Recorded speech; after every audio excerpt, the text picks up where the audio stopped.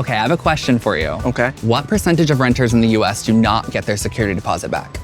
What, 5%? 15%? 26%. Oh no. I'm actually in the process of moving right now. Have you customized your space at all? Yeah, I got an accent wall in my living room. I'm here willing to help you paint back your wall to white. Let's do it. This is the room.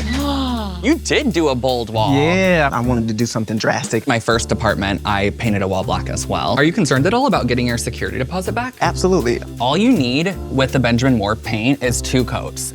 Now with the roller, you can roll your entire wall in 1 stroke. Working smarter, not harder. Exactly, that's what we do here. When you're using a quality product, it goes on so nice, smooth, and even. How's that? Perfect. So maybe I can work with you. Yeah, since you're a painter now? Yeah.